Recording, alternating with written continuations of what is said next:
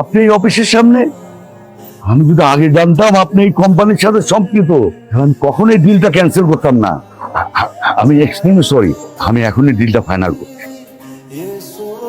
হাজি সাহেব, আপনার এই কোম্পানিতে এত গুরুত্বপূর্ণ মানুষ সম্পৃক্ত, আপনি আমাকে আগে বলেননি কেন?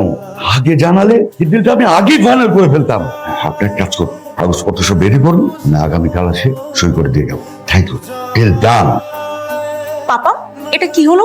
না, আমিও তো ঠিক বুঝতে পারছি না কি হলো। চলো তোমার সাহেব এত গুরুত্বপূর্ণ একজন মানুষ।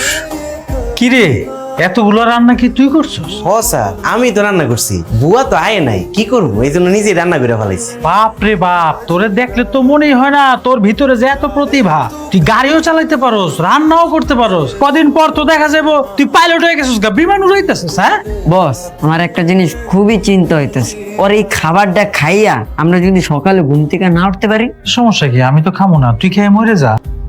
ম্যাডাম, আজকে আমাদের শেফ কে জানেন? আমাদের ড্রাইভার সাহেব। তাই নাকি?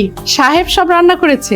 জি ম্যাডাম, এই যতটুকু পারছি একটু চেষ্টা করছি রান্না করার। বাহ সাহেব, রান্না কিন্তু দারুণ হয়েছে। এই তুমি তো অনেক গুণে গুণান্বিত। হ্যাঁ, ভালো ড্রাইভ করো, আবার রান্নাও ভালো করো।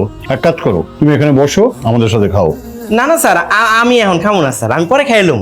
এই আমি বলেছি তুমি আমাদের সাথে খাবে, এক্ষুনি বসো। আচ্ছা স্যার, তাহলে আমি নিচে বইয়া খাই। সাহেব, আমি বলেছি তুমি নিচে বসবে না, টেবিলে বসে আমাদের সাথে খাবে। এসো।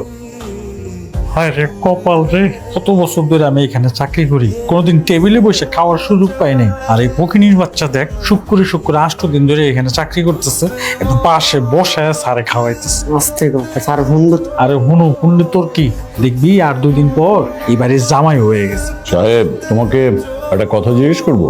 জি স্যার, করেন। আমি জানি তুমি খুবই ভালো ছেলে, সৎ, নিষ্ঠাবান এবং সত্যবাদী, কিন্তু আমার কেন জানি মনে হচ্ছে তুমি কিছু লুকাচ্ছ। এমন কিছু লুকাচ্ছ যে আমি বা আমরা কেউ জানি না। স্যার কি কোন স্যার, আমি আবার আপনার কাছ থেকে কি লুকাবো?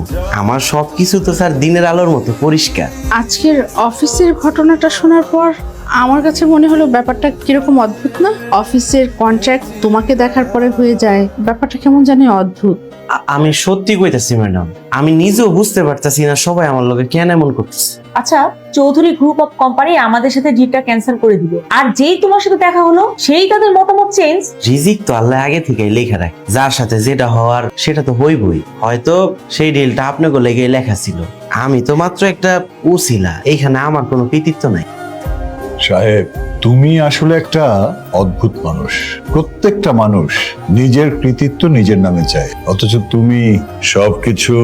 স্যার, যেটা আমার না সেটা নিজের বইলা দাবি করার মতো সাহস আমার নাই।